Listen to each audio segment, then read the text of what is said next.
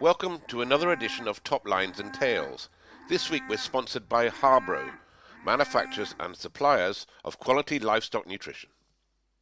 Welcome to another edition of Top Lines and Tales, where this week I'm heading across the water to Northern Ireland to speak to a commercial calf producer who, together with his well-known father and his lesser-known brother, has become one of the top teams not only in Northern Ireland but also across the shows in Scotland, England, and Wales. So, hi Gareth, how you doing? Hi, Kayley, how you doing? I think I'm going to apologise here first, everyone. Firstly, because I have a bit of the cold, and secondly, for maybe boring everybody, but I'll do my best just to try and keep it as interesting as I can. No, not at all. For a young lad, you've been in the game a long time and you've got some pretty good stories to tell. Well, So, maybe. That feels like a long time now when you do look back now. It's maybe starting to feel like I'm getting old now. oh, plenty of years ahead of you yet. But you're telling me you're Hopefully. not from a sort of traditional farming background like some of the other folk we've spoken to, and your dad wasn't really from a farming family at all. No, I suppose I would like to maybe classify myself now as probably first generation farm Yeah. and maybe through the what we've done ourselves, but Dad definitely not farming background at all. Although that's probably a wee bit unfair in saying that, in the fact is that Dad would have had an uncle called Jim McGill, and when Dad would have been a young man, a young boy actually, he at the time would have been recognised as one of the biggest cattle dealers in Ireland, and would have been one of the first people to export those blue grey type females into Scotland and the north of England. And Dad would have lived beside a mart.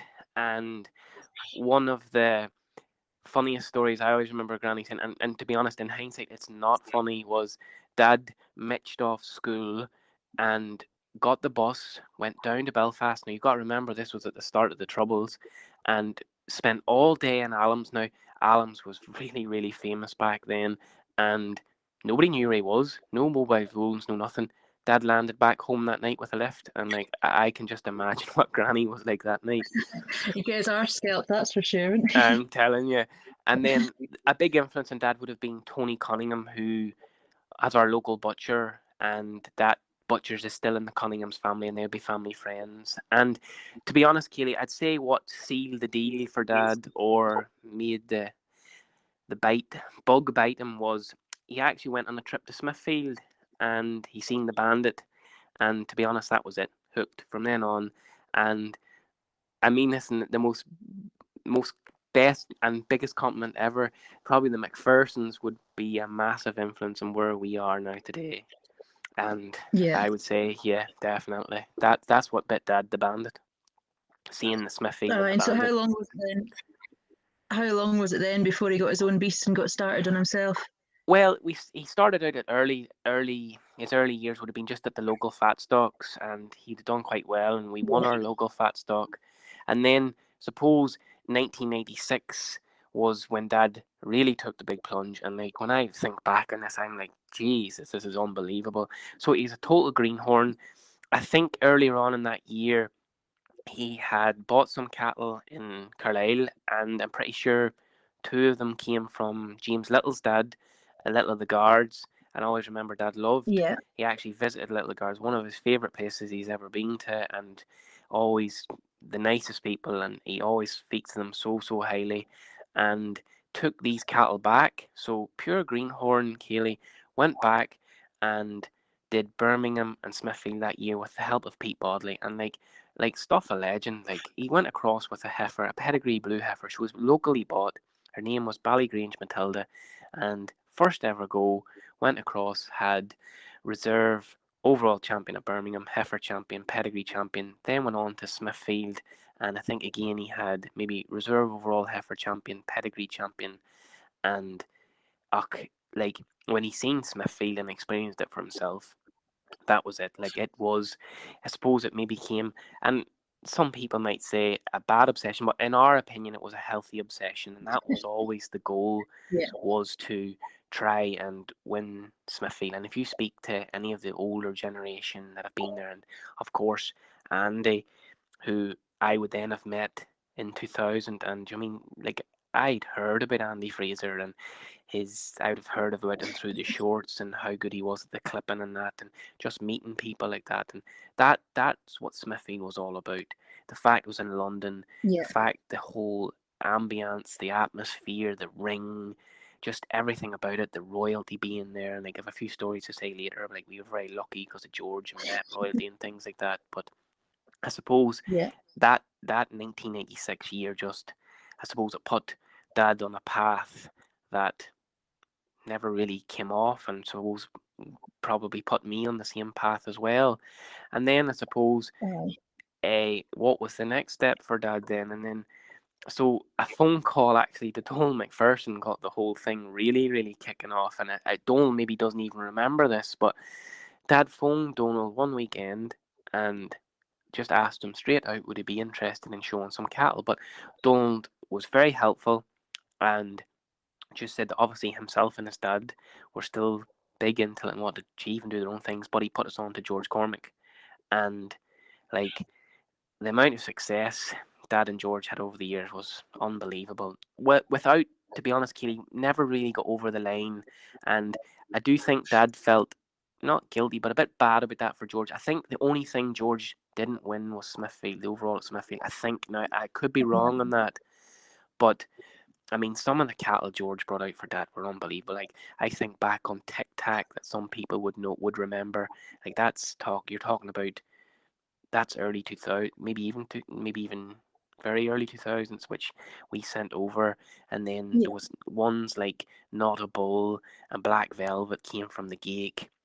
Then you had Treble Chance, who was probably our most successful one, and he came from the Milne family up in Aberdeen. Obviously, Elgin Charlie's, I mean, everybody knows them. And Mm. we had a couple other ones like Jubilee from Don Anderson, and we had Bullock from Fetus, and a few other stories I could tell you about. We thought we owned Danny Boy, and a few other things. And there's some brilliant stories through George and that. Right. But to be Yeah. honest, during that time as well, Kaylee, like, obviously we were showing at home, and suppose, to be honest, things wouldn't have been going that well showing wise at home. Like, we would have been buying what we would have said the best calves out of Southern Ireland, and trying to then win alums and Portadown, which over here was, especially alums, was a holy grail to Dad. Like, the trophy is absolutely amazing, and the atmosphere that was in Yeah. alums at Belfast, and it held a lot of childhood memories for Dad. And got Dad got introduced and was talking to Walter Short, and things developed on. And then Walter took over the showing at the cattle after a conversation where he sort of pretty much said to Dad, and if anybody knows Walter, they just know this is Walter down to a T, and it wasn't big-headed, it wasn't arrogance, this was just Walter Short summed up. He just pretty much said to Dad that if we let Walter have our cattle, he guaranteed he would win the shows. And Aye. that's just Walter down to the T. And to be fair, within 2 years, he delivered, because in the second year, Keely, we literally won everything. Like, we took two teams to the two big fat stock shows of us, and the first one was the Automart Portadown Fat Stock, and that was run by Libby and her late father, and that's probably one of the most enjoyable Christmas shows you could ever go to. It was absolutely full of cattle, the buzz, the atmosphere. Libby and her dad were just brilliant at running it. It was a wee bit different in the fact is that Libby wanted to go down the road of not haltered, so the cattle all went into this massive big like sandy ring, and they were all loose. And that year it was Archie McGregor came over to judge, and we won with a Charlie bullock called Highlander. And I think we could have had maybe 5 cattle in total there that night. We had Champion, and we had the GB Champion, Supermarket Champion, maybe Reserve, and the Housewives. And I think the 5 cattle had 5 firsts. So it was an amazing night. And like, I think like, this is going back. This is around the, I couldn't even remember the year off the top of my head, Kelly, but I think like we had about £3,000 prize money at that show that night. Like, it was an amazing It's not show, bad going, is it? so well run.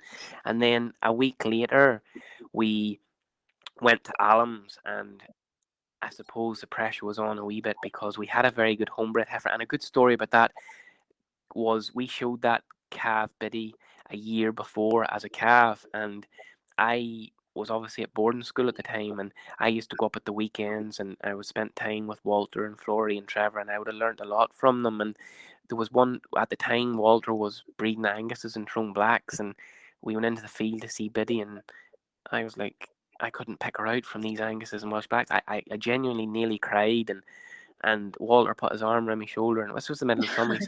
He says, "Don't you panic, that'll win Allums."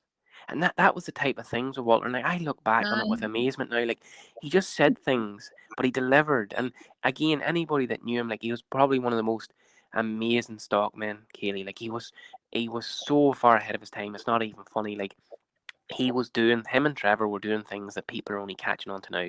Like, I remember at one time our cattle were in an Iceland freezer. You know what I mean? Like, to get the hair to grow on them, and Yeah. I would apply a lot of principles I would have learnt off them. Like the cattle were in tiny pens, and then they were exercised and things like that. There's just two people are way ahead of the time, and so we got round to Allums, and we had 3 cattle at it, and we won the Limousine Championship, the Charlie Championship, third in the Housewives.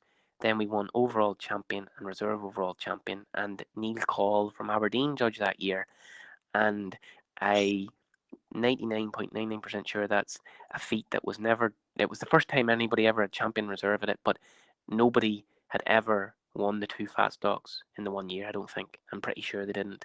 And it was just a brilliant finish to a brilliant year, and it was probably my first real hands-on experience with the cattle. Whereas I would have been heavily involved, and Walter and Trevor would have let me done a lot, and would have really put me on the road maybe then to starting to think that, this is something that I could see myself doing, and really did enjoy it. And then unfortunately Walter passed away, and I suppose that was a massive blow for everybody that was involved with him. A real loss to the industry. And then I suppose, Keely, we came round to 2000, and that was the year 2000. That was Smithfield, and for me, that was my first trip to it. And sure, like as I said already, like that was the first time I would have met Andy and a lot of the other people and characters that really made Smithfield what it was. And it's just hard to explain, Keely, and I'd like to just try to, because it is probably the saddest thing that I would nearly I'd call myself one of the last Smithfield children, as in the fact is that I was very lucky I got to experience it. And like even silly things like you come up out of the train station, you got the tube, you got the plane, and then the tube, and then the train station, and you come up out, and you come up a massive big escalator, and you see Stamford Bridge, and you see Earl's Court in front of you, and you just think to yourself, how the hell could a cattle show ever be here? And then you go in, Kaylee, through the doors, and you're looking left and right, and there's blue carpet everywhere. And then there's about 100 people going about constantly cleaning, vacuuming, picking up dust and dirt, and the smell. Like, it's just so hard to explain, but it's just this weird but lovely smell of sawdust. And then you come in and you start towards, and you see all the machinery stands, and then you get towards the cattle section, and before you even get to the cattle section was a stand, and it had a magazine, and in the magazine they would talk about the show, and they'd be talking about the McPhersons and the Dunlops and the team the Smalls had, and everybody, and they'd be thinking out maybe who could be the winner this year, and it just created a magical atmosphere. And then you got to the stalls and the line up the cattle, and then you looked over to the other side, and there was a ring, and there was gold sawdust, and you had the massive big screen. And then when the show was on, the lights and the people looking down on you, it was like playing in a football stadium. And then you had the commentator, and like he did his homework on everybody. Like, he was telling stuff about all the exhibitors, and Kaylee, like, I don't think there'll ever be anything ever like it again. I'd say the modern day Smithfield is Agri Expo. Like, the whole atmosphere that they've created in Carlisle is probably the only thing that comes close to it. But like, honestly, if I could go back in time and do something again, Still not talking. no, it'd be to have another Smithfield in London. And 2000 for us was a massive year for lots of reasons, personal reasons as well. And the fact is that we would have had 15 cattle in total at it, 10 with George and 5 with the shorts. And I suppose, again, typical Walter, after we won Allums, he was a great man for setting goals. And Dad and Walter had a great relationship. And so Walter's next goal was, well, we have to win Smithfield. And we had a team picked out, and to be honest, there was 3 black bullocks went across, and 3 as good a black bullocks as I've ever seen at one time. And there was a Pocket Rocket, Danny Boy, and a Sooty, and that's what the 3 were called. And so they brought, there was 5 in total came out. One was a calf as well, and there was another heifer came across with the shorts. And so we had a great show between the two of us. Dad in his 10 ended up with 7 first, 2 seconds, and a third. And I do believe that that's actually was a post-war record for actual number of firsts by an exhibitor of live cattle. I think Davy Sinclair holds the record, as in he is the most first ever at one Smithfield, and he had live and dead cattle. I think that's the way it went. Right. And then I had 2 firsts and a second, and that a lot of people had Pocket Rocket maybe as one of the favourites in the 1 or 2 to win. Dad tipped me to the post, and he had reserve champion with Treble Chance that was bred by Matthew Milne and his family up in Elgin, and the Dunlops won with Lip Gloss. And yeah, it was a great show because we got into that famous glass box, and it's a memory I'll have to the day I die with Dad. And it was very poignant too, because Flory came across and showed the cattle, and to me, she'll always be one of the best ever ladies at showing cattle. Now, don't get me wrong, we've some amazing ladies in the industry. You know what I mean? You've got so many over the years, but there was something very special about Flory showing a beast, and anybody that remembers her showing would definitely back me up on that. You know, but on a personal note, for me, the bug, I'd say I caught the Smithfield bug that year. I definitely did. You know, Kayley, I can't. I'd say that was the moment where I realised that, Jesus, this is different. This is different league altogether over here. You know. Aye, absolutely. And then a few years later on, you kind of you started doing a bit better with more beasts along the way, didn't you? Well, I suppose we had look. I suppose we had some very good years in between. You know, I mean, suppose Walter passing away would have been a massive blow for us. In the fact is that Walter was very ambitious. I suppose, you know, you can look back and think on things in hindsight, but Dad and I did talk about this once. I would say what probably would have happened was we would have, if Walter hadn't passed away, we probably would have had less cattle across the water, and probably would have farmed Walter's farm with Walter in charge, and would have went down the line of pedigrees with them, and that would have been our base instead of across the water, because George was getting on. But unfortunately, Walter passed away, and I suppose George was getting older and looking towards retirement. And then we had some other good years with some other people in between, but I suppose by 2012, I wouldn't have been maybe personally that happy with the way things were going, the type of cattle we had. And then after discussion with Dad, I sort of had said that, look, I wanted to take over and maybe bring them out myself. Not as in take over, as in like Dad was still the boss at this stage, and he still is. He might say I'm the boss, but he's still the boss. But just that I would like to try and maybe put our own stamp and go our own direction.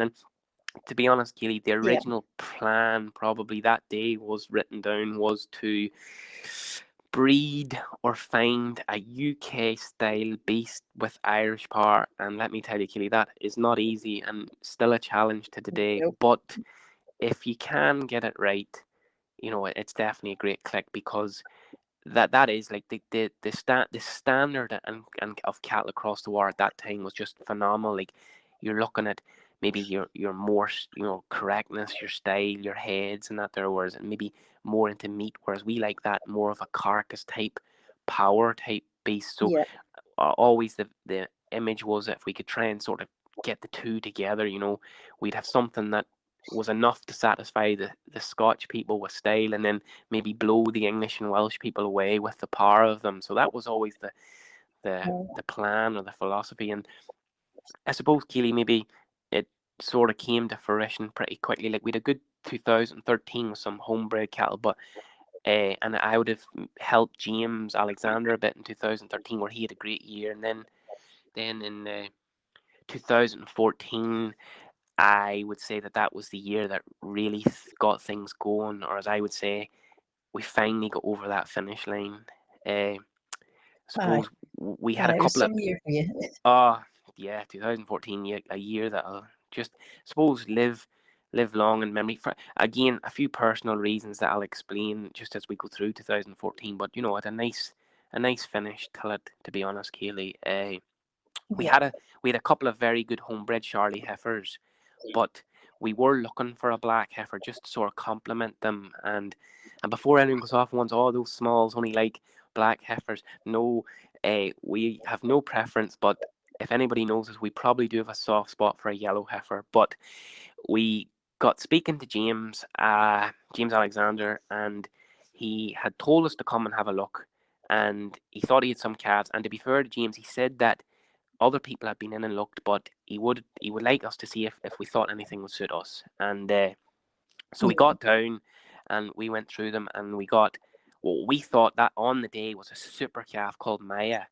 And I thought we had got something special that day. But then we seen another calf, and just sometimes in this job, Kaylee, you just get a moment, a lightning bolt moment, a goosebumps moment. I don't know how to describe it, but you just see something that just is so, so special. And there she was, hairy, hungry, horns, no mum, running about a pen of 20 cows and calves, stealing. And she looked at us, and I've never seen a calf, Kaylee, that has as big a plates with no shoulder. Now, to us, we think, in our opinion, that's what the Scottish stroke UK type people they want. They want width, but with no roughage or frontage.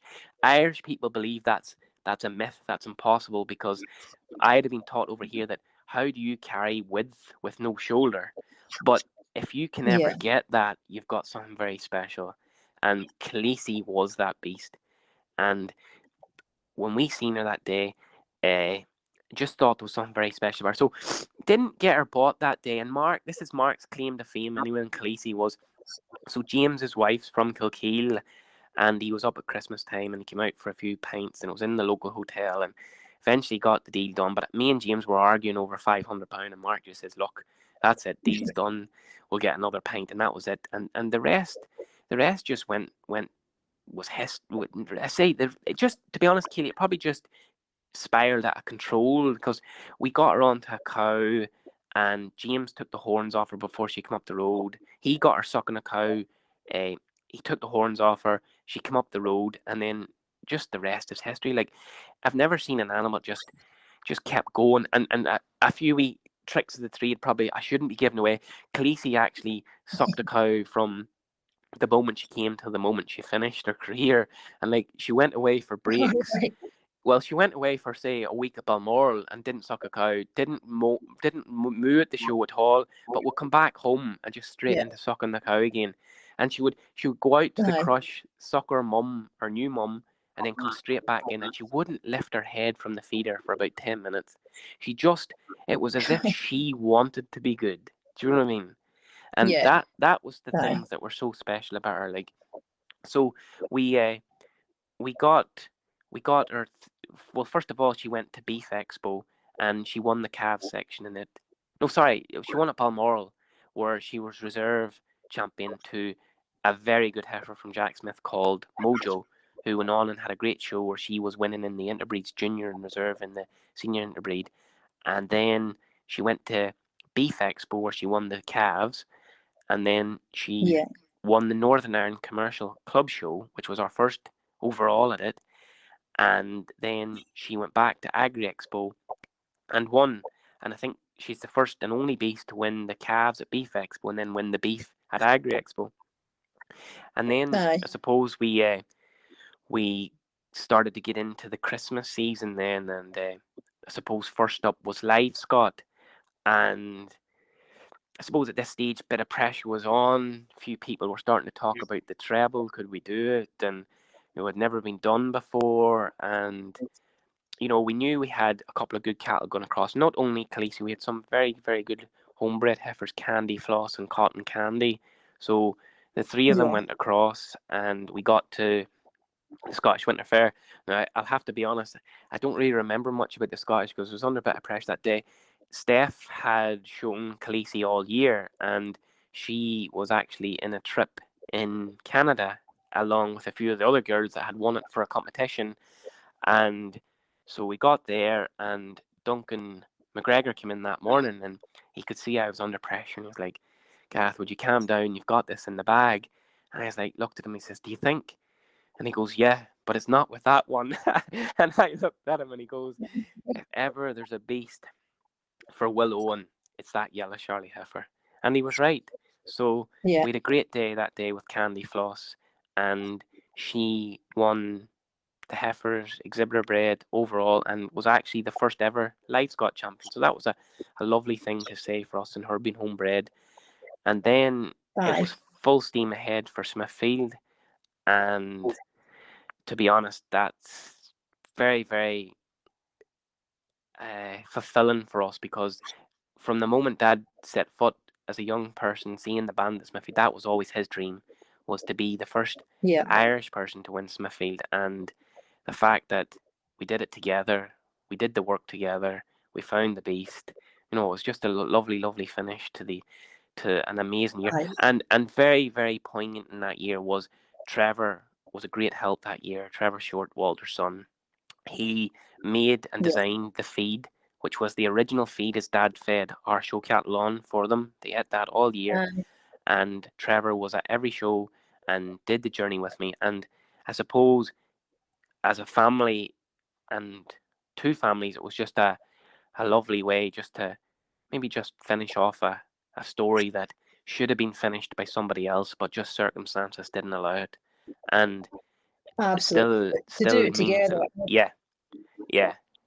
Aye, do it It together means a lot. with a wee really horny heifer that you found, to Yeah. see that potential in her is just a great story for both families, really, isn't it? It was Kayley, it was because, like, again, anybody that knew Walter he was so ambitious, so ahead of his time. Like I never forget some of the conversations with him and the influences he had on me, and I'll always be forever grateful to the Short family. Do you know what I mean? Especially Walter. I mean, a big influence on me. So he was. Aye. Aye, and that kind of 2014 was a heck of a year for you, but they just sort of kept on coming after that. So in Well, 2015, you had I a know. fair heifer called Pocahontas. Yeah. Well, to be honest, Kate, I know we'll probably chat about a few cat later on, and I know a lot of people have asked us over the years the best ones you've had, the best ones you've seen. But 2015, we showed up a heifer called Pocahontas, and without being biased and a hand on heart, I would say she's probably the best commercial I've ever seen in my life. Not everybody's cup of Yeah, tea, but for what we want, like a show beast that had that much power, that correct.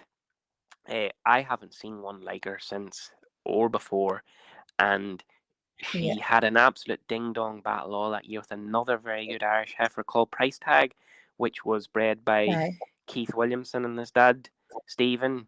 And so they went back and forth all summer over here in Ireland. And then here's these bloody McPhersons coming again. So she was actually purchased by Donald McPherson. And I don't want to forget John Curry here, because he was involved with this heifer. And he nearly could have been called John McPherson, because he was such a big part of their family. And John's a good friend of mine, and has been very, very good to me over the years, and always made me feel welcome, even though he is a big Rangers fan and I'm a big Celtic fan. But we don't let that get in the way. But we'll leave we that have aside for now. well, leave that aside for now, because I have great fun with John at the shows, and Donald, and they've always been very good to us. So the two heifers then went. I thought maybe we'd got rid of this heifer when we'd be going across, but the two of them were going at it again in the UK. So they got to Expo, and we beat Price Tag at Expo. She was second to us, and to be honest, I think a lot of people thought that day that would have been champion reserve, and then we got to the Winter Fair, and Price Tag won and we were reserve, and I mean, you were nearly splitting hairs between the two heifers. Do you know what I mean? But they were two exceptional heifers, and to be honest, Keely, that's one of the fondest photos we have in our house, is that there's a picture of the two heifers, and Donald and John and ourselves, and it has pride of place at home. And again, I've mentioned the McPhersons before, but they've been a massive influence on what we've done, like going back to the band that probably started the bug, Donald's advice to Dad, and like I remember at times I'd have been at the Cali myself, and old Ewan and his wife would have been there, and they'd have took you over and sat you down for a cup of tea, and the stories he would tell, and like Yeah. absolute legends of the industry. And I suppose maybe I've always looked up to them and maybe hoped that, sort of aspired to that would be sort of the same sort of thing as Dad and myself. Do you know what I mean, that maybe one day people would talk about us in the same breath? So they've always had a big influence on us, and John the same. First people to congratulate you are, always there for advice, and believe it or not, Kayley, I know Donald did his own podcast and he chatted about the cattle and chatted about his experiences with his dad, and I thought it was an amazing listen to. And I'm not embarrassed to say this, but we've probably listened to it about 10 times. But probably one of the things that sticks out for us the most was Andy was pressing Donald for his all-time best show beast, and I suppose Andy was sort of pushing a few at it, the Bandit himself and Dancing Queen and a few others, but Donald put his foot down and was adamant, nope, there's only one, and it was Strawberry Blonde by Dermot Small, and only people that are in the industry or have been in it a long time would understand that, like, see, to us that actually means as much as winning a show, because for Dad and I, and people try and say it's okay for you to say this, Gareth, because you've been lucky, your family has won so much, but and I can understand where people come from, but all we've ever wanted out of this job was to do our best, to show the cattle to the best standard we could, and for the top stockmen, the McPhersons, the Dunlops, the Vances, the Nesbitts, the Betts, all these people across the water. And then you go down into Wales, you've got them all in England, your Tequin Joneses, to name but a few. All we've ever wanted is for people to say that, yeah, yous people belong here and yous are bloody good at the job. And that probably for us was the biggest thing, when probably one of the nicest things ever was when Donald said that in the podcast, and I'll be forever grateful for Uh, him for saying that. Absolutely, with all the BC scene as well, and it's truly cemented you. I think you've done it for yourselves, but cemented you within the industry as some of the best in it. And so Pocahontas was a heck of a beast for you, wasn't she? What all did she win then? Well, to be honest, Kayley, she didn't actually win that much. I mean, she was out as at Balmoral as a calf, but she was only very small, and she was there. James Nesbitt judged that year, and like James and I nearly fell out that year. He gave us reserve, and I suppose that's why our friendship is so good now. We started off on a bad footing, but we were reserve with a very good heifer called Cookie that day, and Yeah. talked about her in his podcast. But no, so she was there at Balmoral, and then she was reserve overall champion at the Northern Ireland Commercial Show, and then she won her class at Expo, and then she was reserve at the Winter Fair.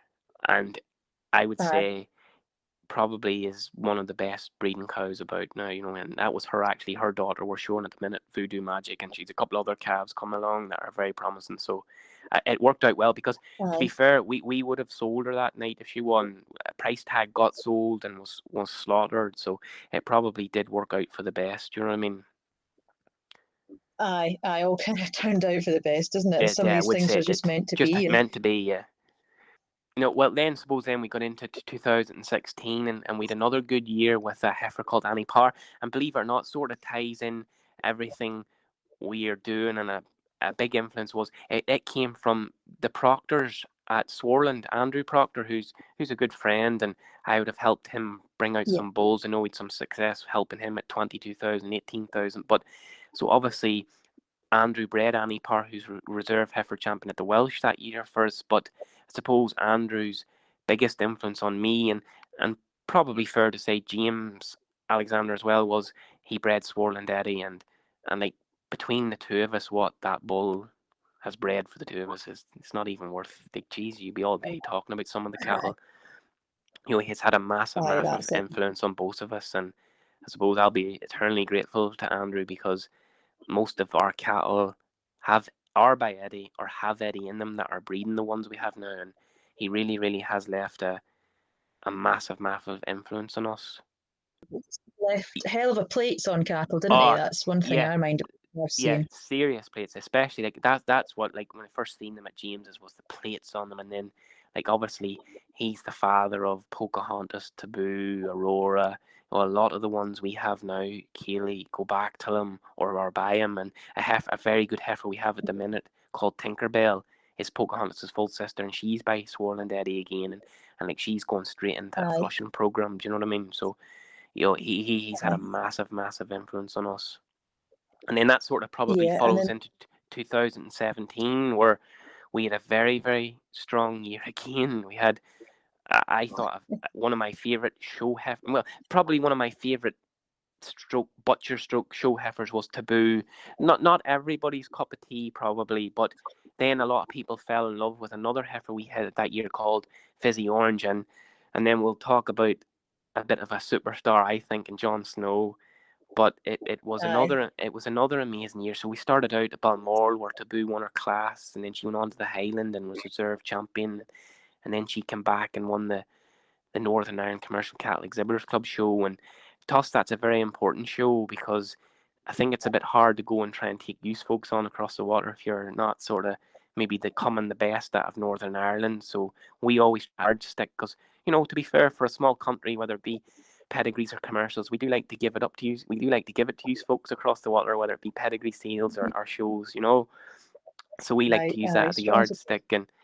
And I suppose 2000 Taboo started off a brilliant run for us. We did the 3 in a row at the Northern Ireland Club show, which has never been done, you know. So she started that all off. And I suppose a big thing that year was, so Dad got a phone call, and it was from a friend in Aberdeen. Dad's probably favourite seal to go to, favourite place, always has been from the day in Ari when he went with George, was he loves going to the Spectacular or the Spring Show. Just loves the atmosphere, loved the people at it. He'd been very friendly with a man called Alan Taylor, and they'd be very good friends. And so Dad got a phone call. He says, there's a bullock going to Aberdeen. I think you need to come and see him. Very, very Irish type. That was okay. Got everything organised. In the meantime, I'd been speaking to James, and I suppose in the year since we maybe had that fallout at Balmoral, James Nesbitt's become a very, very good friend, and not only just on the showing side, but he's a great help to me. Anything I need to know about sort of the farming side, you can always pick the phone up, and yeah, I'd speak to him once a day probably, and he's been a great influence on me, and I suppose sort of helps me in the fact that he reins me in a wee bit and keeps me, you know, keeps on top of me with the butcher side of things, where, you know, it is very important, and I do understand that as well. And James, I would call James a very good judge of a beast, and like some of the cattle he's had himself have been bloody brilliant. And there's one sticks out for me, and I'm sure we'll talk about him in a bit. But so James had judged Jon Snow, and he said to me, yeah, he's very good. It's probably is worth your dad going to see him. So got that all booked up, and he went. And I always remember Dad telling about. So he got to Aberdeen. He was in there early, and I think he spent the afternoon before with Blair. There could have been a sale on, and then he seen the bullock coming in that morning, or he seen the bullock coming in that. I think it was that he spent the afternoon with Blair watching a seal, and he wanted to be there early to see the calf coming in before it was anything done to him.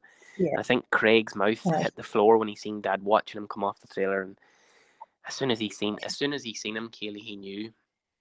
You know, he just knew that was it, and he was exceptional. And to be honest, he was just coming to us, and that was it, no matter what. And we got him that day, and yeah, he probably is the best deer I've personally ever seen, and he just was just something so special about him, the width of him and correctness of him and the head of him. But now, Keely, to be fair, I can't take any credit for Jon Snow. It was Dad went, seen him, happy with him, and Cammy and Alan Jackson did the work with him, and, you know, fair play to them. They did an amazing job with him, and I suppose the only thing I can say, I clipped him, but now it was a real team effort, and you know, Alan and Cammy definitely deserve the credit. Like, he did a serious thrive. You know, he to be fair to everybody concerned, he was very calvy. Do you know what I mean? He literally was in that in between stage. He wasn't a bullock and he wasn't a calf, but I think Alan and Cammy did enough to bluff our way through the rest of the year. And look, he went on and he was reserve. He was steer champion, and then he was reserve overall champion at Expo, and, you know, very easily could have won, but very easily could have been beaten the bullocks. You know, it just totally depended what your preference was. And it was nice too as well, because a very good heifer from a good family friend, Leanne Workman, won that day. And Leanne's father would have always been a big supporter of Dad, especially at the start when, you felt maybe you were just trying to get your foot in across the water and maybe not doing as well as you should. But they showed a very famous blonde cow and won the Highland and the Royal with her. And I'll never forget at Balmore when he just says, Dermot, keep at it, keep going, keep at it. Yeah. And that was nice for Leanne and her family, because it's a brilliant experience to win at Expo. Absolutely, Yeah, probably the best experience there is now in the job. absolutely, absolutely. And you had tell us a wee bit about you in about the same year, wasn't she? Yeah, she was, and she won throughout the year a lot of first prizes and that. There maybe probably a wee bit unlucky. A lot of people would have had her as favourite to win Agri Expo, and a lot of people thought she should have won the Welsh, and just maybe got on the heavy side at the end of it. But that's probably the biggest thing we face with these Irish type cattle, because we get so much power in some, Keely. Like, we could have cattle at 14 months touching 700 kilos. Do you know what I mean? And that is Yeah, probably the thing. 14, 15 months, 6 to 700 kilos, no problem. And there's nothing you can do about it. Do you know what I mean? That they are what they are, and it's what we like. And I suppose you're better showing what you like than something you don't, I think, anyway. And well, that's what Dad maintains, and that's what he says has to be done. I That's what know. has to be done. It wouldn't really be that enjoyable having the successes that you boys have with a beast you don't really like, would it? No, You I know, appreciate that. I appreciate that, Gilly. But then I suppose it good led winning in, it anyway. yeah, and then I suppose it led into 2018, and I don't even know where you start about 2018. Even thinking back on it just makes you smile. Do you know what I mean? Yeah, Possibly, maybe the best year of showing we'll ever have, or I don't know if we'll ever repeat it again. To be honest, so we had three very very special cattle that year. It was Flojo, Strawberry Blonde, and Bruni, and yeah. I suppose the whole thing just kicked off at Balmoral, where like, and sorry, I can't forget Jon Snow. I can't forget Jon Snow, because I need to give him a very special mention here, because the judge absolutely fell in love with him, and her comment was like, he won his class, he won the heavy bullet class, but the Yeah, judge's comment was, what would the people say to me at home if I put a 700 plus kilo bullock up to win? And she was right. Like you could not disagree yeah, with Julie. But he did look amazing that day as well. Like, maybe the four best commercials together at the one time I would have seen. Do you mean, like, we obviously, Jon Snow yeah. then went on to Southern Ireland, but the four of them together were an absolute picture that day. But what can I say about Balmore? Like, we've been reserved that many times. We sort of thought maybe we were cursed never to win it. I think we have 8 in total now reserves, but we finally got over the line in 2018, and what a way to do it, Kaylee.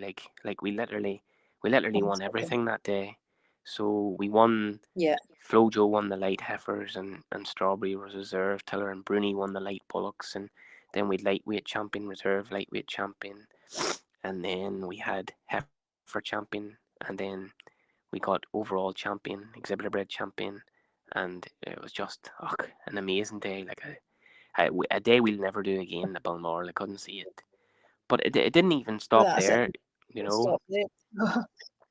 no, because No, it then kept on going, didn't she? yeah, Flojo just kept performing that week, and she got reserve junior interbreed to a fantastic heifer called Truman Norin that I actually clipped as well for Henry, and then she got reserve overall interbreed champion again to Truman Norin. So nice wee thing Yeah, for myself to say I pretty much took out both champion and reserve in both the senior and the juniors.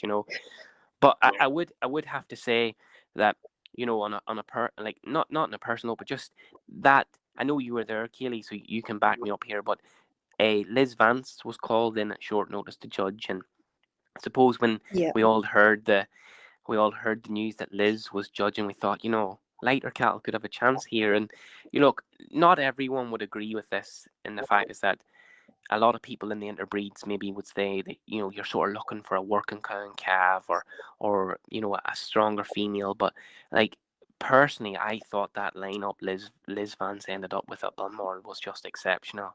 Like, aye, stand. her pick out in the three interbreed in the senior interbreeds was Truman Norin, Flojo, and then Dara McManus had a Charlie heifer who, if I'm sure, came from Donna Knox, and I think this heifer had previously won the Highland and the Yorkshire. And Yeah. all I would say is 3 sexy ladies, and I think you would agree with that. Yeah, aye, fair enough. They were such a picture, and that's what Liz had said to me as well when I was reporting that they were just exactly her type of cattle, and they showed themselves so blooming well, didn't they? Like they Yeah, knew they were sexy. they did. Just And like ears forward. to be to be fair, Keely, if the Charlie had been first, Flojo second, Norin third, or Norin second, Flojo third, the Charlie first, you could have mixed and matched it any way you wanted, and I don't think there's one person could argue with this. No, not at all. And when you saw, I think Alfie Shaw took a photo of Noreen and Flojo next to each other, and just what a pair they were as well. They could have walked any pairs competition too, Aye, couldn't they? they were, and They were just believe it or not, Keely, they actually were so closely related. The yeah, Truman heifer, because obviously Flojo was by Truman Idol, so Noreen and Flojo were very closely related. Like, except I actually think one of them could have been literally the auntie. I think that's the way it was worked out. You know, it was literally auntie and aye, niece. You know, that was champion in reserve that day. They were yeah, that closely related. But as you say, but I don't want to forget the Charlie heifer because I loved her. I thought I yeah, thought she was gonna win. Like I thought just the power of her, and as you said, that head and ear she had. But the three of them, and I know 99% of people will disagree with this, but to me, that was one of the best interbreed lineups I'd ever seen. And that's probably the commercial show calf head of me. As you said, 3 sexy ladies, all knew they were sexy, correct, stylish, yeah. bums, plates, width, heads, ears, just the type of cattle. Like, if you could have said I could have put the other 2 heifers on the trailer to come home that day, I'd have been the happiest man alive. Snapped your hand off. And the fact that your junior interbreed champion in reserve, Noreen and Flojo, were also the overall. It'll not be Yeah, very often that happens, that they take I, the cream. I don't even know if that has happened at any Quality. shows before. No, I don't. I've never, to be honest, I've never seen the juniors being able to compete with the seniors like they did that year. But that they were Yeah, to it that day. That was maybe. I thought Flojo looked very well at the Highland too, but I do think Noreen and Flojo were just blooming that day in May. I mean, they just were on point, and I don't know if either of them ever looked as good again. To be fair. aye, that's it. And Flojo's success didn't stop there either, did it? She came across No, the water to the no, Highland show. we went on to the Highland show, and it didn't stop there. She won the commercial section, and Strawberry was reserved till her. Although I do think that some people started to think that maybe Strawberry Blonde was catching up, but I just think Andrew Anderson, who was judging that day, just said he just couldn't go past Flojo. He just said everything was perfect about her on the day. Width, flesh, Yeah. correctness, stylish. That width from behind. He says he just couldn't get past the width of her and the top. And I Aye, suppose if anybody knows Andy, that's his type. Good head, big tops, correct, showy. Do you know what I mean? I'll never forget yeah, at Balmoral, I was chatting to Sandy Hunter, and he was telling me about, there was obviously talking about going on to the Highland, and those other cattle in Scotland that were winning it there. And I just never forget Sandy said to Dad, actually, he says, "Oh, it's not a hope. There's nothing's going to beat that at the Highland." Do you know what I mean? And he was right. Do you know what I mean? He just said Anderson yeah, wouldn't go past her, and he was right. yeah.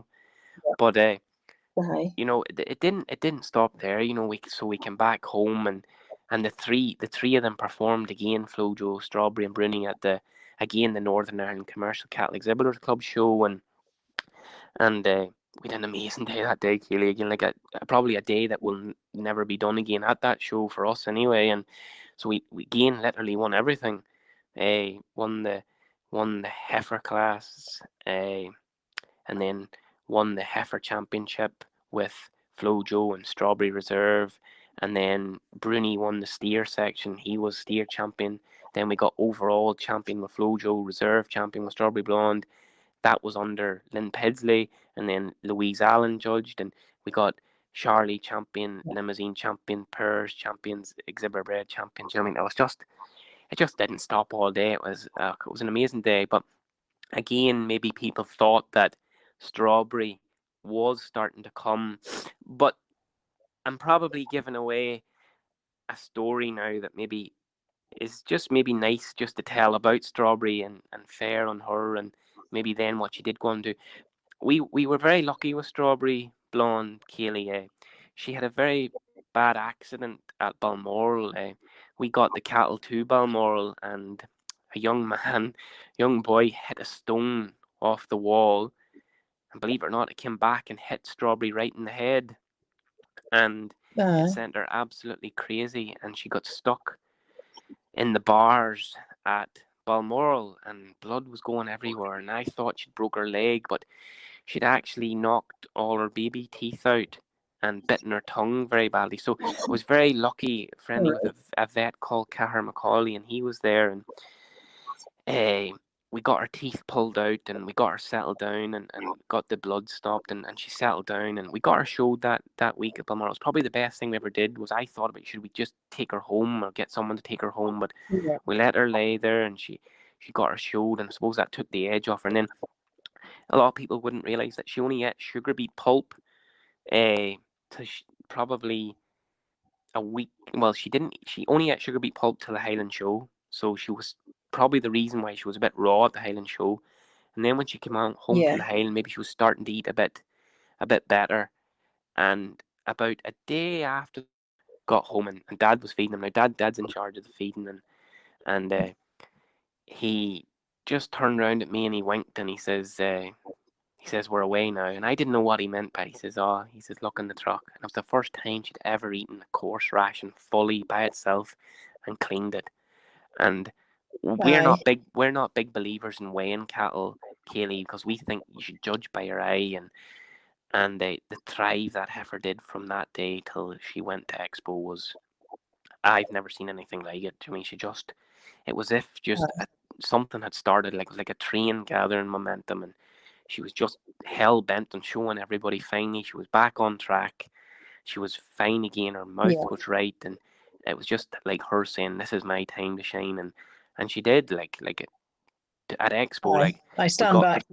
Yeah, stand back. It's my time now, and she did. Like I suppose, winning Smithfield for the first time, and especially being the first Irish winner, and that was Dad's dream, and that was massive for us, and it was a lovely thing as a family, and the fact that you were able to help or make someone else's dream come true. But suppose on a personal note, and I'd say Dad would agree, that the fact that we bred her, the accident she had, that we nursed her through it, and we got to it, and what she did at Expo that day is probably the biggest thing we've ever done. And I suppose the moment that sticks out for me was not the winning or getting tapped out in the ring. Was we like to do them up at the back area and down at, at the entrance, at the very, very bottom, Kelly, we take the stock in, and so we got her done up, and we started to walk down the big long alleyway down to the collecting area, and as I turned round, I sort of caught this at the corner, and I could see people starting to gather up, and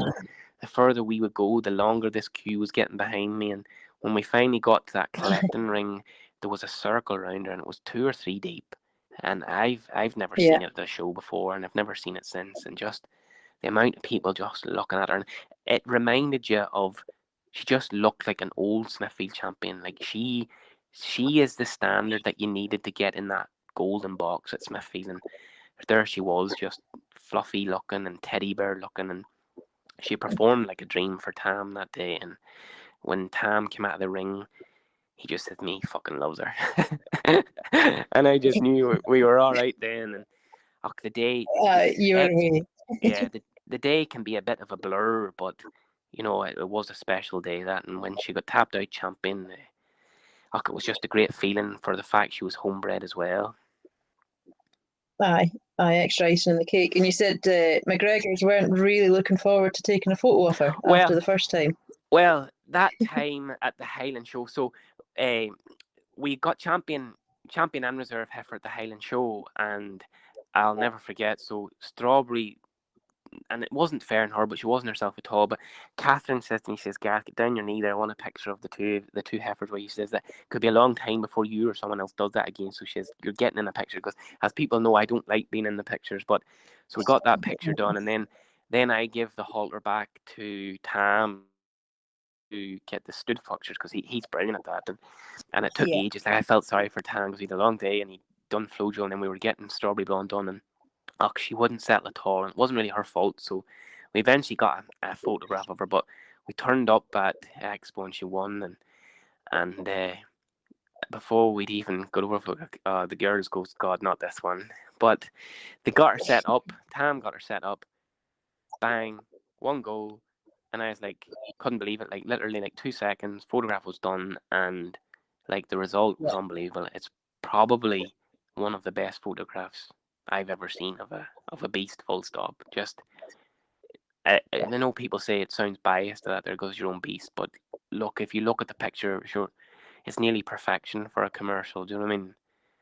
And that, like, and anybody that knows us knows that we are more critical on our own cattle, but it was a lovely way to finish the year. Do you know what I mean? Like, for Strawberry, and that was a lovely way to say. And now she joins the rest of her stable mates, trying to hopefully breed the next generation. Yeah, breeding the next one, and so the last couple of years with COVID, it's been sorely missed, really, isn't it? It's been awful, all these, Kayley, you know. Not just showing our own stuff, but the crack that you get at these things as well, I think, has been missed more than anything. So absolutely desperate, Kayley. I mean, I know, like, the likes of ourselves, like, obviously everyone knows we're big Celtic fans, and I'm a United fan, although someone's trying to convert me to a Leeds fan. But, you know, we have the football and things like that. But apart from football, we really, the cattle's really the thing we do. Probably like a lot of people that are involved in this. I mean, they work hard, and you know, that's their release, and they to a lot of people, this could be their holiday, or this could be the only time they see other people. So, you know, it is a big thing when it's not on. And I suppose 19 and 20s a very, very mixed. 19 and 20s been very mixed years for us, as in there has been successes. I probably started out with success in the Limousins. I won at a bold seal and had Oopsie Daisy, did well at Balmoral in the Highland. But I suppose during COVID, the highlights would have to have been Maverick. Like, that was a heifer Dad and Blair had together, and they had a few other calves that unfortunately were caught up in the COVID and sort of missed their chance in it there. But really, Maverick did stand out, and you know, I mean, it was lovely for Blair and Dad that they got so much enjoyment out of her, because you know, she did a lot. Like, she obviously was the record price out of the Carlisle calf seal, so there was pressure along with that. But to be fair to her, she delivered. And then she was, like, as a calf, she was reserve champion at Balmoral to a very good heifer from Keith and Tara Williamson that went on to actually win Tullamore for the Maxwell family. So, you know, she was in good company that day, because that heifer was a lot heavier. And then she went on and fulfilled her full potential when she completed the treble for us, where she won the Northern Ireland Commercial Cattle Exhibitor Club show. So again, she was Queen of the North. And then I suppose she topped it off by setting a new record price in Northern Ireland, where she sold for 9,000 Allams to go for future breeding. So considering and she won the online Highland show, can't forget that, the first online Highland show. But you know, for a heifer that was caught up in COVID, she didn't do too bad, to be fair. Like, you know, I suppose we just have to be like everybody else. We were just grateful for what we did get out. And I was glad for Blair, because anybody that knows him, like, Dad's known him for a long time, since Blair would have been a young farmer in Aberdeen and buying calves, and you know, probably one of, or if not the best characters in the job, an absolute gentleman.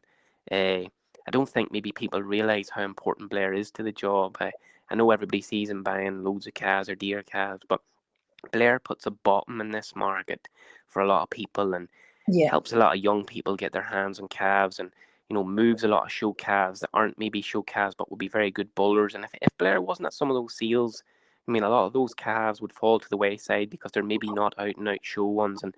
And probably one of the best judges of a beast I know, I would say, Blair Dufton. I've seen him judge before. Like, the year he judged Allams was one of the best bits of judging I've ever seen. Absolutely. Just breezed through it, and you could follow him every way, and he put two great cattle up. Gareth Corey had a super heifer that day that was champion, and Alan Veach had an unbelievable Charlie bullock. Just maybe not enough flesh on the day, but what a bullock, and two serious cattle. And I really enjoyed Dad, and I really enjoyed that day. We really enjoyed that. Alan's watching Blair judge was brilliant thing to watch. But Yeah. a great character. I tell you, that's a man you want to chat to because he has some brilliant stories. I know Blair will be itching to get back to the show season. He loves that summer show season. I'd be more of a winter show person, whereas Blair loves the summer show circuit. They've got such a strong season up in Aberdeenshire up there. It's about 2 solid weeks of just a Oh, show here every couple of days. So they're a different breed of people up there, so they aren't they? They live for that 2 weeks, don't they? I always remember George and Dad talking about that 2 weeks, and I remember when George was looking for cast for Dad, he could have been away for 4 or 5 days, solid show after show after show. and the amount of support that Blair gives to the youngsters, the young farmers, the ones that just have a bit of interest but don't know how to go about it. He's buying them calves, he's helping bring them out, and just honestly, man. he's a gentleman, but great fun and great. He's great fun, to be honest. We've had some great days with players. And that's the thing I remember most about all of this, Kayley, is the days, the memories. Yes, people turn to that's okay for you to say you have won, but really it's the memories you make with it. The people you share it with, that's what makes it the best. Do you know what I mean? Absolutely. And talking of kind of missing the shows and stuff, you were back at Balmoral, the rescheduled one just last week, and with a daughter of Pocahontas. Yeah, firstly, Kelly, would have to just say credit to everybody that's tried to make shows go ahead this year. So obviously the Highland went behind closed doors, but we're able to watch it online. Then obviously Yorkshire was on there. I was at that with Beth, and we had great fun at that, and along with the rest of the Scottish clique, and I had a really enjoyable week there. And then obviously we had Balmoral on, and like the whole team at Balmoral did their utmost to try and encourage the public and make it safe. And considering the circumstances, I'd have said it was a great show, and the top end of stock would have been very, very strong, and I would have said. Yep, and then how are we getting on with this voodoo magic? Well, we had a great show. So she won the lightweight class, and then she was reserve in the heifer section, then reserve overall, and then she went a wee bit further the next day, and she was reserve junior Interbreed champion. So a second reserve junior Interbreed champion at Balmoral, which was lovely to win under somebody like John Elliott, who would be more seen as I know John is big into like Canadian turning show cat, like that show cat job, but someone that would be recognised as a more traditional Angus short horn. It was lovely to do so well under him, because I would call John a great judge of a beast. Do you know what I mean? So it was lovely to do so well under him. Yeah, and another reserve to add to the ticket hole from Balmoral. I think that's 8 in total now, but at least we've got one winner anyway. But look, Kayley, all the success we've had in that there, it is amazing that there. But I'm so lucky with the people that I have that I can call on. Like I genuinely do have the best team possible. Like as you said earlier, like my brother's very, very unknown, but he's in the background, and he's amazing. Like he's brilliant with the cattle, and he like if I have to go away, like he'll just say, "What do you want done?" and it's done to the letter of the law, the way I ask it to be done. And he's amazing, and he's brilliant with this. Like, see if you have a cow getting a calf to suck out there, he's brilliant at that stuff, and it's sort of, we can sort of bounce off each other, and it gets the work done. And like, to be honest, this week I have to give massive credit to Beth, my girlfriend. Like, she landed over on Friday before it, and suppose everyone was saying about how well Voodoo Magic looked, and I sort of like, will I say something or will I not say? But like, to be honest, it was Beth clipped her, and I have to put my hands up because Dad was giving me stick about it. Then he was like, "Oh, Beth can show them and clip them." He says there'll soon be no need for you, and I could be getting a sack soon. But I am beginning to wonder my position. The more I do this podcast, the more I begin to wonder, am I even needed anymore? I'm only knock them out, and that's leave it to the rest of the team. I'm just a cog in a wheel, a cog in the machine. I think I definitely beginning to wonder now about myself. But again, like Beth's had her own successes. Like this summer, she won everything at Wednesday Deal Show. She won the commercials and the pedigrees, and won the Interbreed, beat the Dairy Cow, and she's won Smithfield and the Welsh Show.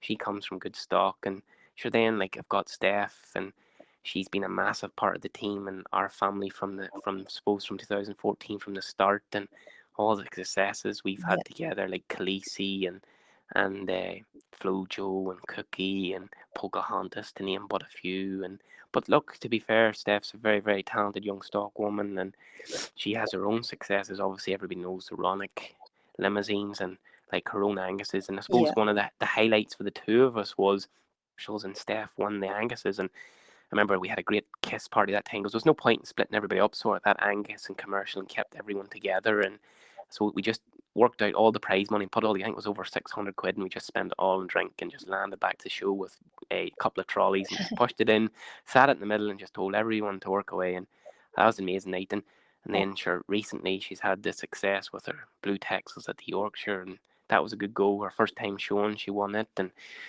then you've got Tam Illingsworth, like, sure, God almighty, one of the best showmen in the business, and all the success he's had himself with Glenrock Limousines and world record prices. And it was lovely for Tam because he showed Strawberry Expo, and it's just he's been there for a long time now too, and be one of my best friends. And again, it's doing it with your friends and the memories you make with them that makes it all worthwhile. And then look, you've got more people. You've David Connolly from Brigadoon, who we'll talk about in a bit.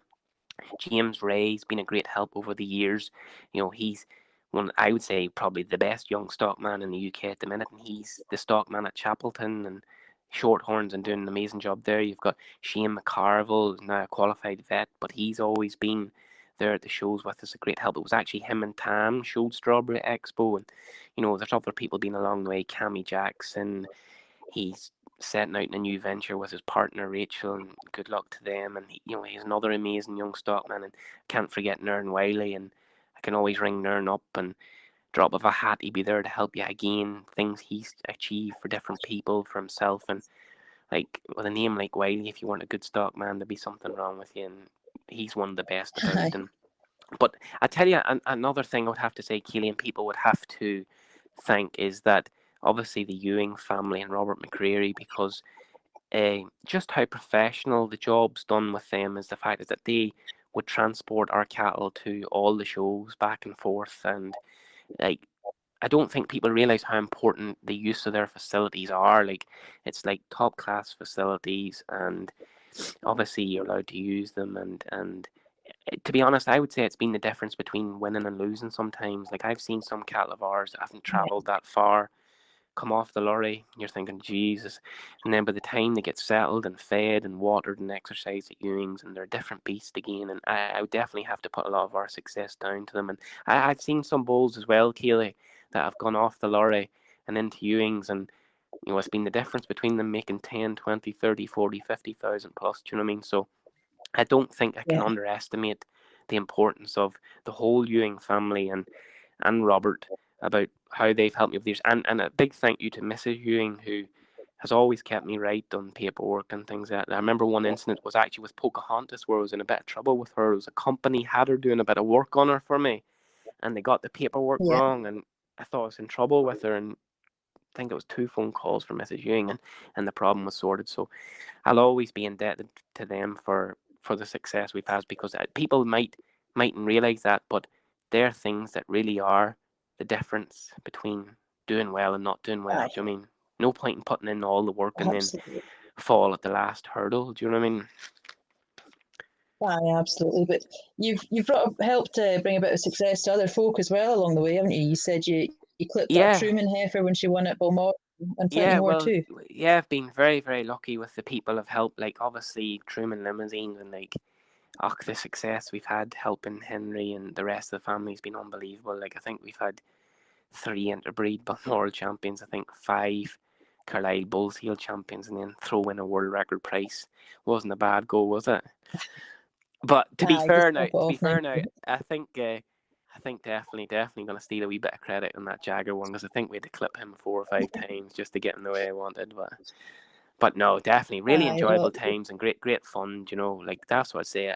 Like, fun along the way. And there's been others too, like Brigadoon Charlies. I've obviously mentioned David already, but I remember getting a phone call from David, and he just said that they'd like to go in a different direction, and could I meet them, and went down and just said they'd like to take a team of calves to the show, and could I clip them the way I clip our commercials, or give them advice maybe how they should be brought out in a more modern style. And we got off to a flyer there, and Yeah. it's never really stopped. And I know a lovely thing for me with the Connollys, like, so David, Albert, and Marie are like family, and a big thing for a big personal satisfaction for me was one of their biggest achievements was they took a team of bulls to Stirling, and it's a bull called Maverick that I loved, and he got intermediate champion, and then they had the group of three, which I think was the first time anybody from Northern Ireland had won that in Charlie. So that was a massive achievement for them, and to be honest, David be a very good close friend, and I can phone him up, and he's part of the team and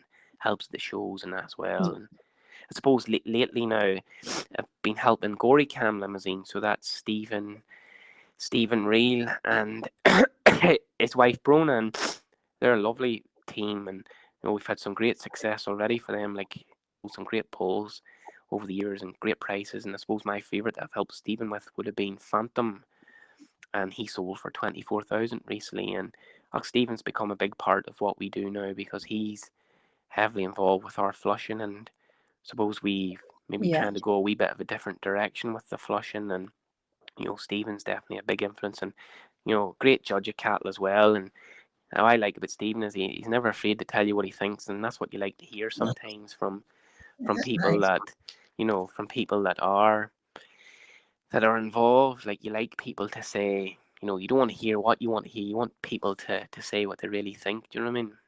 Aye, absolutely. Aye, good, bad, or ugly. It's still good to get a bit of input from other folk, isn't it? You need that feedback, Yeah. And talking about Limousins, you've started up your own herd, and a pretty successful start it was too. Tell us a wee bit about them. Well, I have to go back a wee bit in time first, if you don't mind, Kayley. So I think it was 2000. So obviously, William Smith would be a family friend through Dad, and they'd have been quite friendly over the years. And he says to me, we're going to see something today. And I says, great. Used to love when we were small, when I was younger, going on trips with Dad and looking at cattle. And like, we would have thought nothing of travelling the length and breadth there and trying to find that show winner or that. But he says, we're going to Limousins today. And that was okay. So we got to Oldcastle and got to the farm, and it was all really well done that day. It was just lovely sawdust all over the place, and straw bales built up everywhere, and a massive ring made, and there was beautiful homemade cooking and food and tea, and I thought this was great. And I sat up on the bales, and I had my catalogue and thought this was great. And Seal started, and God almighty, I thought the people were playing the lotto. I didn't know what was going on because I'd never seen anything like this before. And so Willie Seal started, and I think records were smashed that day. I think he might have broke the Irish record a couple of times that day. But like, there's one I can actually name them still. Like, there's one stick out to me. I think Rosetta made 21,000, Senorita 42,000, Senora 17,000, Risa 21,000, Shania 30,000, and to be honest, I would say that was the moment where I said someday I'd like to have limbs. Because like, I was just thinking, this is lotto numbers. I mean, this is like what people win in the lotto at that time. I mean, you're thinking, this man's getting this for cattle, and it just absolutely blew me away. And then I would have to say that, like, a good friend Henry Jr., like, he had a massive influence on me wanting to have limbs. And I suppose, it was David and Henry sort of says, well, look, you're helping people bring out these other top end pedigrees. You need to have a go yourself. And look, the thing has been very, very lucky, and we've had success at Carlisle and Hine. Like, I think the Limb Society, I think, said that, like, so when we won with Nidge, where he was my first registered calf, I think that was a wee bit of history in the fact that the first ever registered calf went on and won a society sale. And Nidge has been brilliant. He went on to Gary Vaughan Limousins, to Terry and his dad, and they're lovely people, and he couldn't have went to a better home. And I think he's over 100, well, the guts of 100 calves, maybe registering within 3 years, which I think is amazing. And I think Terry has his first couple of calves coming off in October, so can't wait to see them. And then I think his first strongest team from actual Nidge Bulls will be February, so looking forward to that. And then obviously we had the success with Oopsie Daisy, where we showed up on Balmoral, and I thought I had Willie Smith beat, but Dougie switched it just at the end, and we ended up reserve. And Willie, do you know what I mean? Like, to say that you'd beat that man would have been a lovely thing. But she went on, and she was junior champion reserve at the Highland, and she was only beat by Alfred's heifer that has one. I don't think that heifer was ever beat. Maybe I think I'm right in saying I think she I won don't every think show. it was. Yeah, I think she'd won everything, Kayley, that year. So had a great start to the limbs, and we've got some ones coming along, and I suppose hopefully between myself and Beth, we would have plans to try and increase the limousines, and we've got a few other ones coming along the pipe, some nice ones coming along now, Ronick Ruth and Emsley's, Richie's Princess Earl, and a few other ones, and some nice things coming along, Kayley. But as you know yourself, the pedigrees, it just takes a wee bit longer, and I suppose have to just stick at it. You know what I mean? If we could ever, our aim would be to try and get the pedigrees to the standard we have the commercials, and I think if we could get close to that, I think we'd be all right. If you can get close to that, you'll be doing just fine, I think. We'll be doing okay. Okay. Is there much different you look for in your pedigree limousins or your commercial side? Are you kind of thinking the same lines?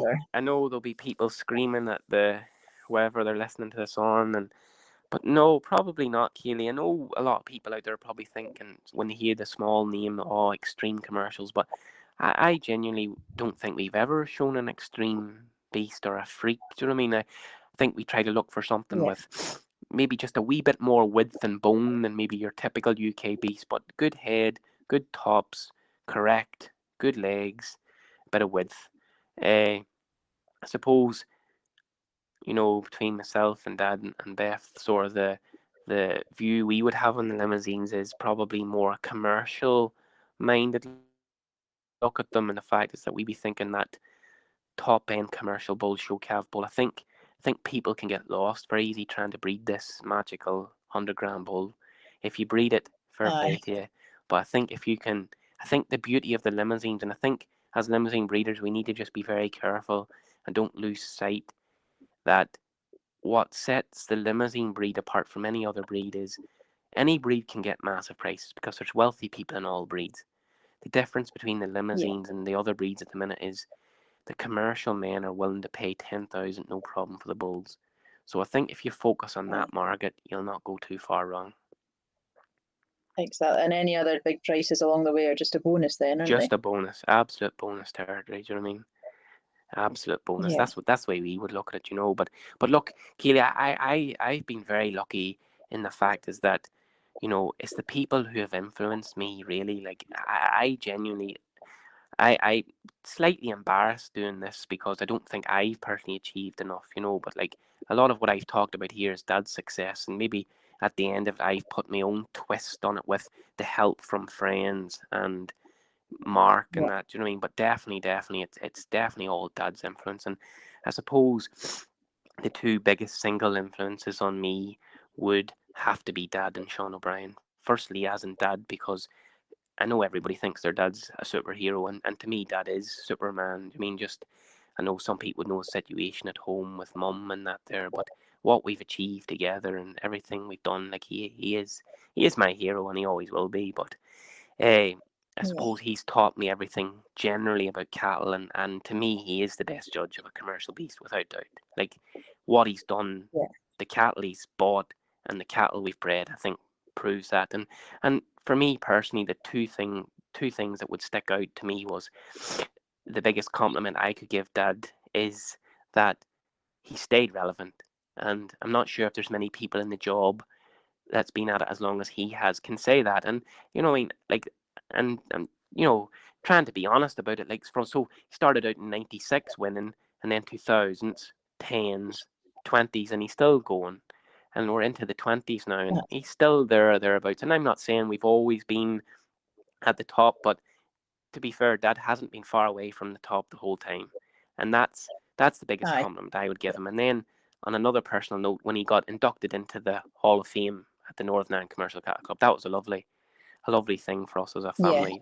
And to be honest, I know I've said it before, Keely, but it's not the winning. It's just being among your peers, like the people I've talked about throughout this. Is just and that all we've ever wanted is people to say, well, you have good cattle, you bring them out well, and you deserve to be here. I mean, and that's all we've ever wanted. And then I have to give huge credit to Sean O'Brien. In my opinion, the best stockman of this generation, without shadow of a doubt, hands down.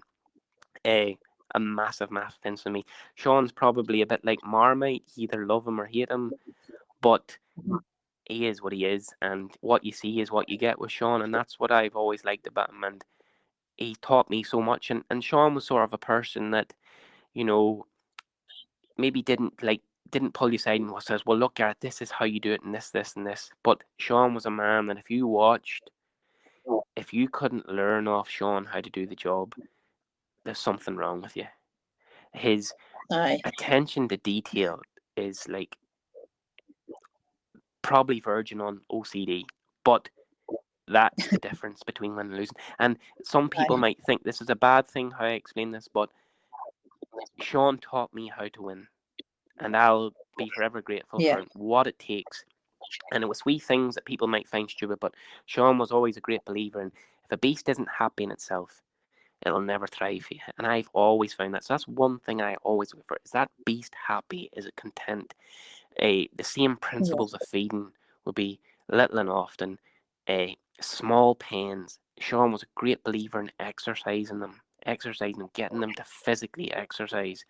And yeah, he taught me a lot about feeding, clipping, presentation, what it takes to win, attention to detail. And yeah, to me, I've said it before, but without doubt, the best stockman of this generation, the cattle he bred himself, the cattle he showed, the type of job he was doing at Hairstone with the Charlies. Like, I remember helping him at one sale, and bloody hell, what a team. But, I mean, he's just very, very gifted man with cattle. And then there was other people that you have to mention, like, obviously I've already talked about Walter and Trevor.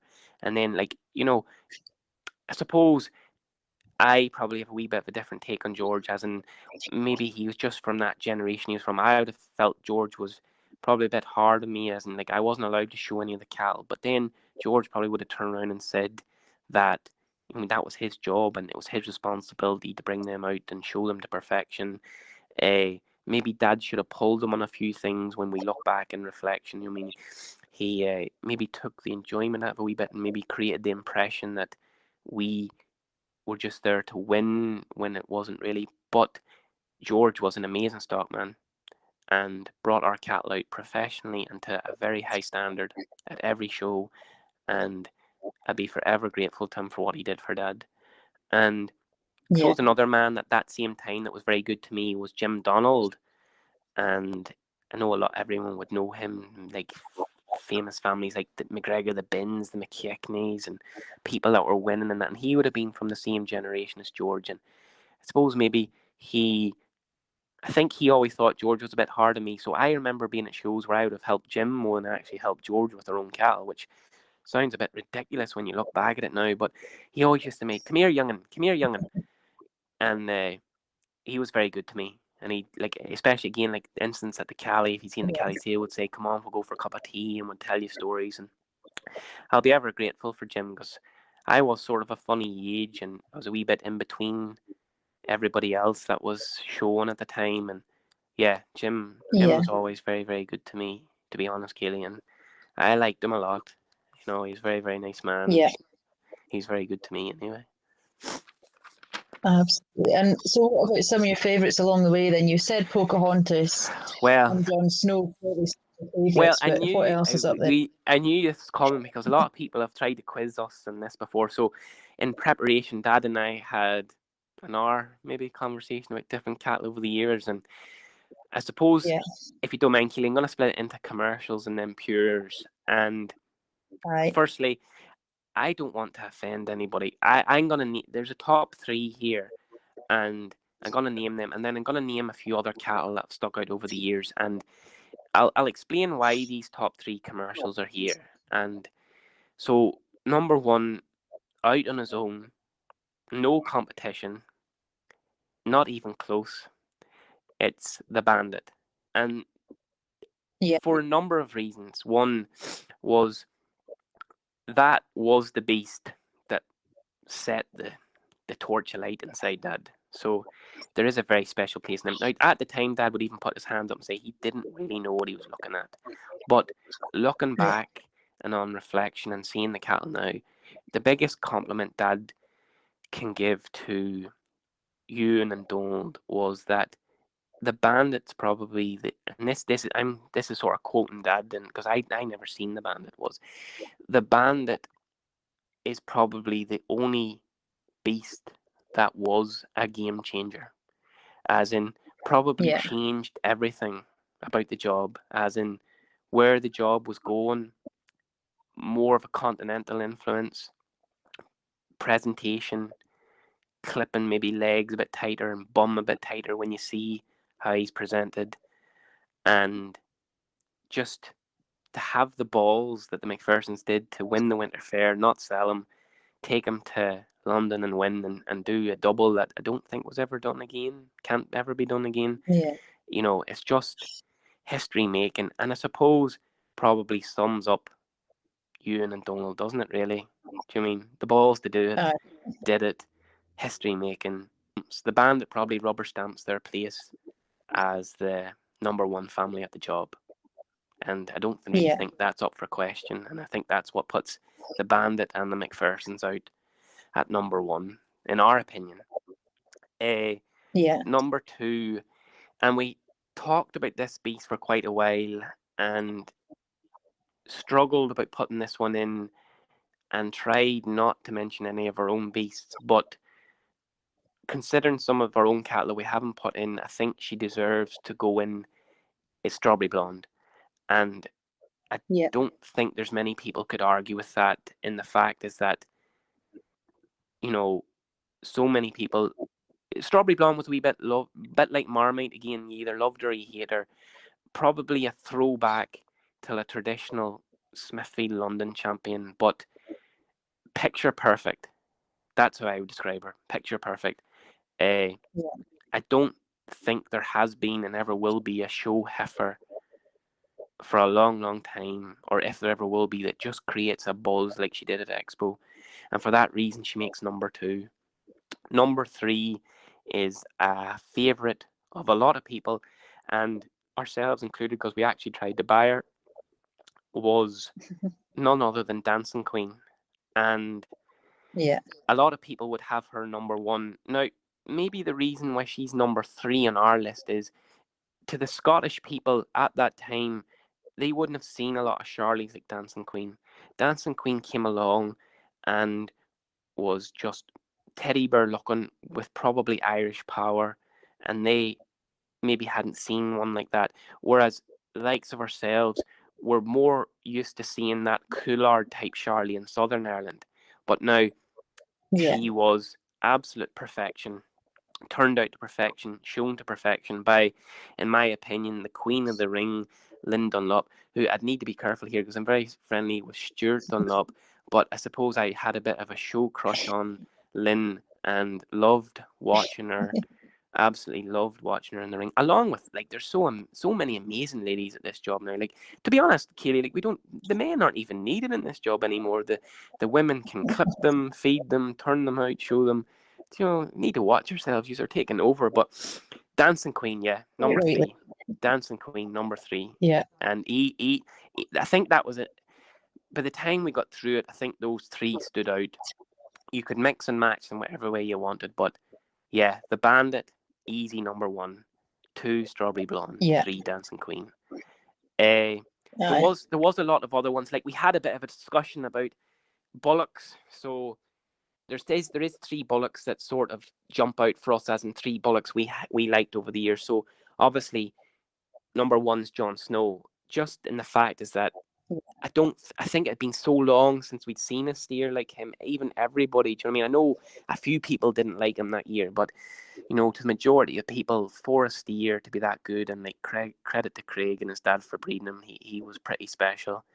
Then number 2 is a bullock that I feel a wee bit guilty about, considering how friendly we've become, is maybe this time from James Nesbitt. He was a very good bullock that just unfortunately came up against Khaleesi all the time. And hopefully, you know, James will have his day someday, because, you know, like everybody deserves their day at this job.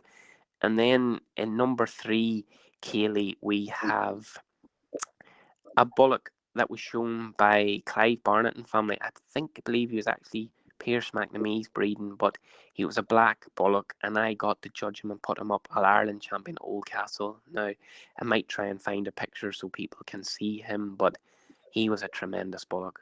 Like, width, style, correct, just an all-round brilliant bullock. But now, look, Kayley, there's been some amazing animals, and I feel a bit guilty talking about this. Like an animal person, like there's personal animals I liked over the years. So there's one I'd like to say is Betty Bopp. She was shown by the Vances, bred by James Little and his dad at the Guards. In my opinion, and a lot of other people, probably should have been the first commercial to win the interbreed at the Highland. Genuinely thought that was the day a commercial was going to do it. Then I'm trying to think of other ones. You've got like some of the ones Tequin Jones has showed, then Black Beauty heifers. You've got Mo from Stuart Bett. Like, she was a tremendous heifer, probably a wee bit early in her time. Do you know what I mean? If she'd have been about now, and the way you can soap cattle and that probably would have been more suitable. You could go through other cattle the McPhersons have had, like a price tag that they won with, and sure, like some of the ones they won with in their earlier years. Then you've got all the cattle the Dunlops won with.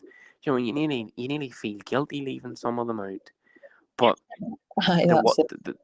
there's been some amazing shows over the year. One of my favourites was, some of the cattle in Southern Ireland were, totally different type. There was Gareth McGuinness showed a heifer called Mercedes, and like she won for 3 years in a row, and she was a fantastic beast. And you had other ones like, the battles Sean O'Brien and Pierce McNamee used to have with cattle. Like, I love some of the cattle Sean showed, Chanel, and they had a black heifer, and there was a black heifer him and Jack won Tullamore with, and I always liked the heifer Pierce bought out of Allams that the McKenna's won with. I think she was called Gizmo, and these were heifers that were then showed on about 900 kilos to a ton weight, Kayley, and that's where I secretly love them. Do you know what I mean? Like, just the pure power of them just blows you away, and I suppose they do make great cows, but there's that many good commercials that it was hard to nail it down to 3, but I think the 3 I've spoke about are very special. And I suppose then you move on to like the pedigree side, and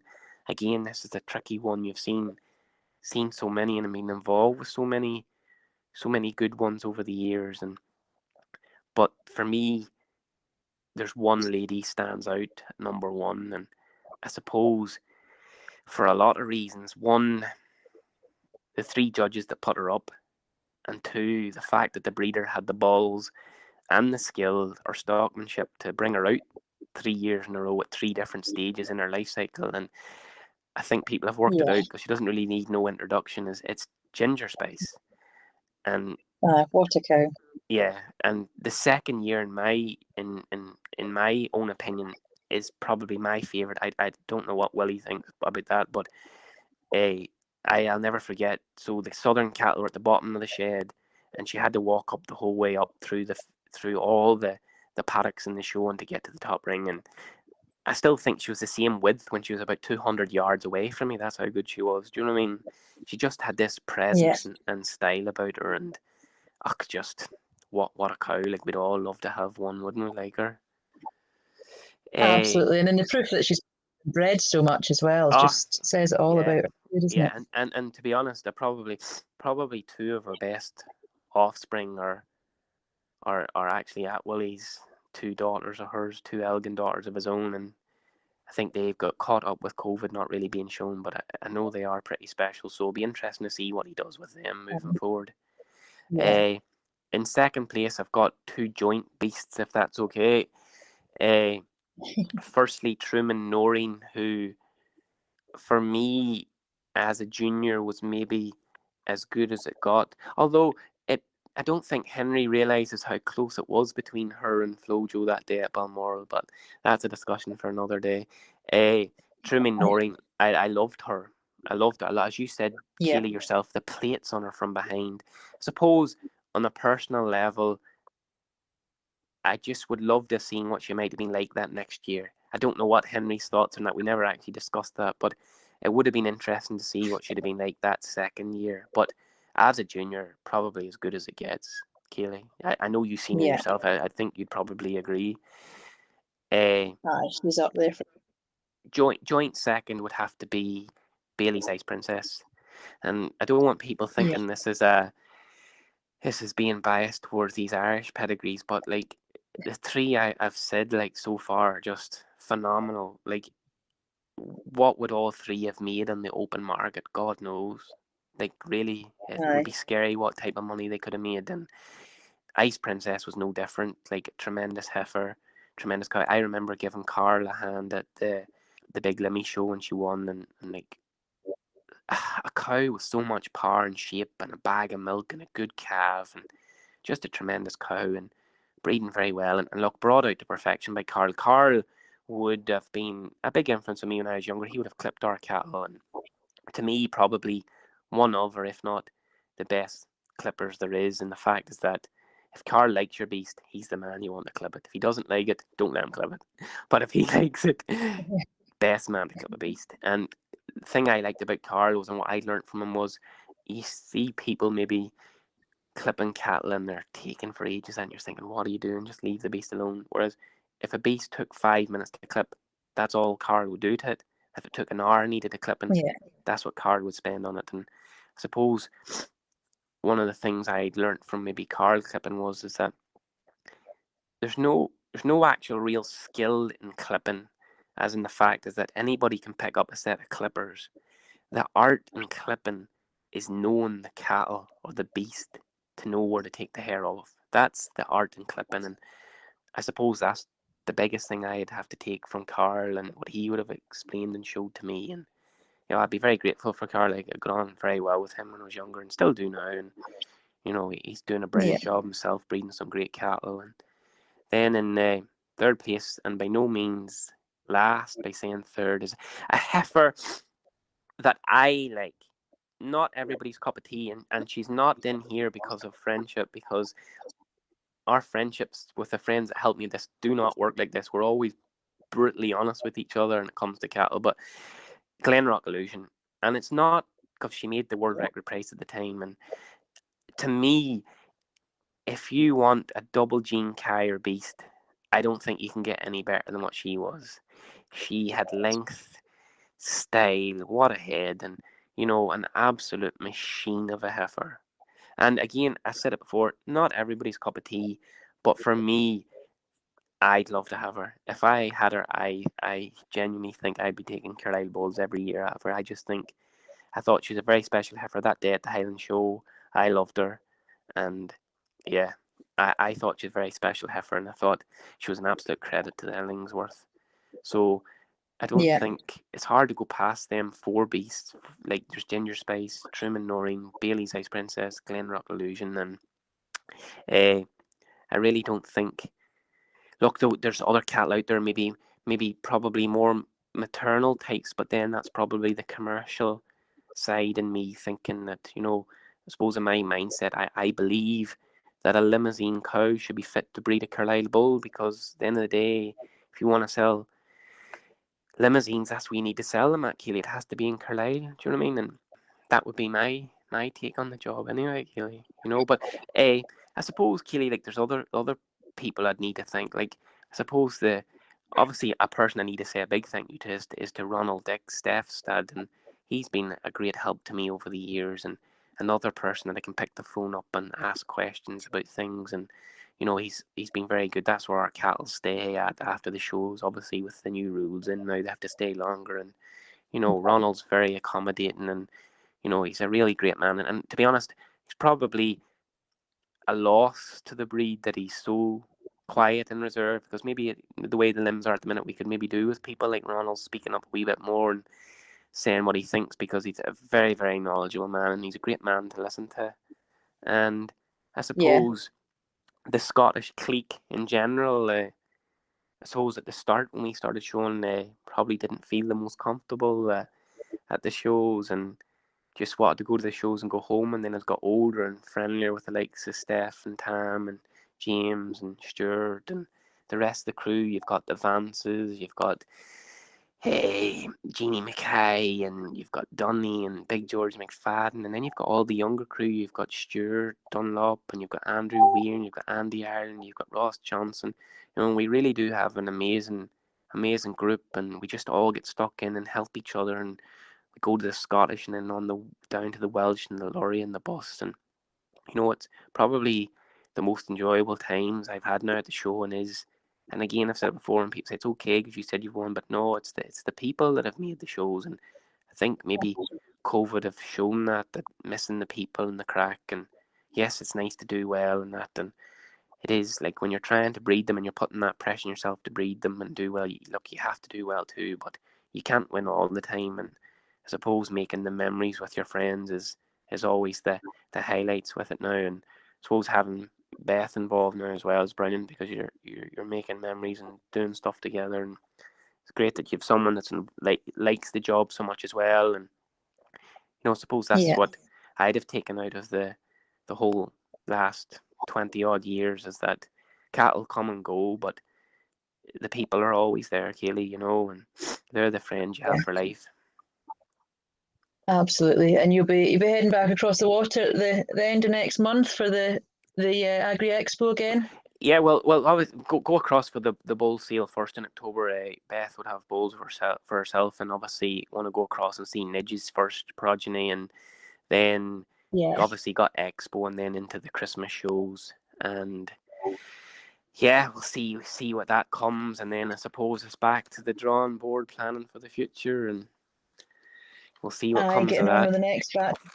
Yeah, well, I suppose that the ultimate goal would probably be to maybe try to have our own. My thought would be to have obviously Pure Limbs come along, but like to have our own commercial sale within the Carlisle H&H sale in March eventually, and maybe do it a wee bit different, as in like offer them like pedigrees with a like in a catalogue with a pedigree that goes with, and tell them exactly how they're bred, and the fact all the calves will be at a winner. So that's maybe a direction I'd like to go in the future, but we'll see what comes.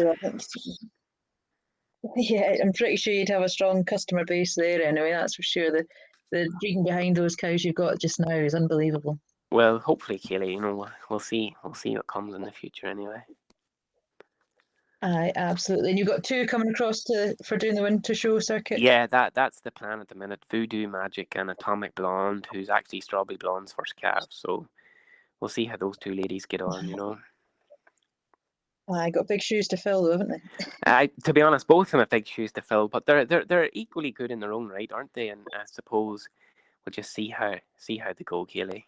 Well, not put no pressure on them. At the end of the day, if they do well, they will be sold. But if they don't, they'll make great cows. So one way or the other, they'll do something somewhere along the line, hopefully. Thanks. Grand. Well, we wish you the best of luck when you're back across competing, and I hope Nidge's calves are looking well when you see them at Carlisle. Yeah, I'm excited to see them, Kayley, to be honest. Absolutely. And we'll probably see you there, and if not, at the expo. Perfect, Kayley. Thank you very much. Thanks very much for speaking to us. Cheers. Thank you. Bye. Thank you for listening to this week's podcast, which was kindly sponsored by Harbro, suppliers of quality commercial and pedigree feeds and expert nutritional advice. Visit their website or find them on Facebook for more information. And while on the subject of Facebook, why don't you visit the Top Lines and Tails Facebook page, where you'll find photographs and more information to back up this episode.